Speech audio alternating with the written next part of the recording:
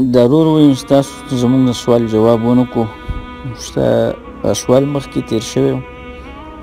زه هغې ته نه وم متوجه شوی. سوال یې کړی و چې زه یو ځای له لاړم او هلته بوتان وو، نو هلته ما د ماښام لمونځ ټایم و، نو ما لمونځ ونه کړ، ماسخوتن ته مې واړم د دې وجې نه چې هلته بوتان وو، نو ما هلته لمونځ ونه کړو. نو دا کار زما څنګه دی؟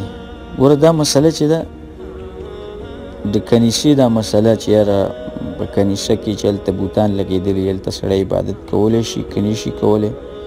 نو په دې کې د علماو اختلاف دی، د فقهاو. بعضې علما وایي چې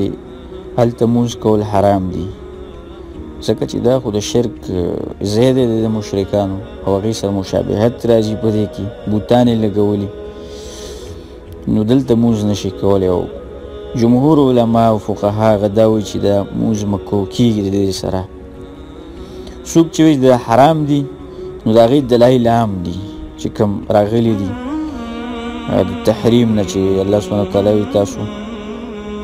دغه ځایونو ته مه نږدې کېږئ، او الله رسول صلی الله علیه وسلم وایي چې هغه ځای کې ملایک نه داخلېږي، هغه کور ته او هغه ځای ته چې هلته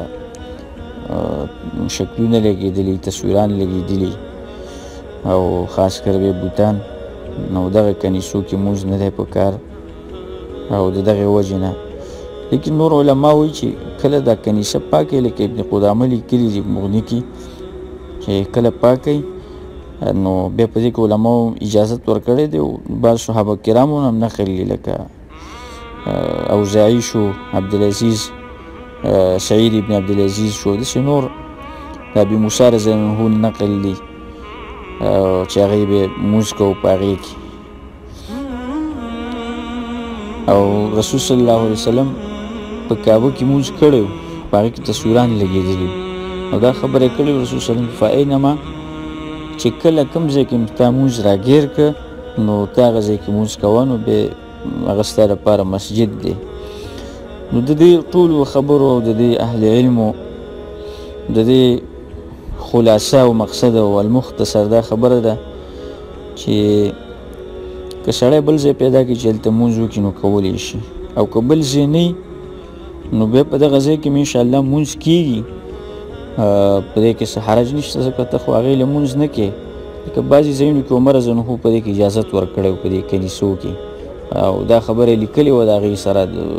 یهودو سره چې تاسو به دلته مونږ له ځای راکوئ، نو کله چې به د سفر نه راتلل نو هلته به آرام کوو او خوب به یې کوو پکې، او هلته به کېناستل. نو که سړی داسې وکړي چې یاره لمونځ وکړي او پاک ځای او دې کې بیا څه حرج نشته دی، تا هلته لمونځ هم کولی شو. هر کله چې تا لمونځ وروستو کړی دی د هغه ټایم نه، نو انشاءالله الله سبحانه وتعالی به دا تا نه قبول کړی. هذا والله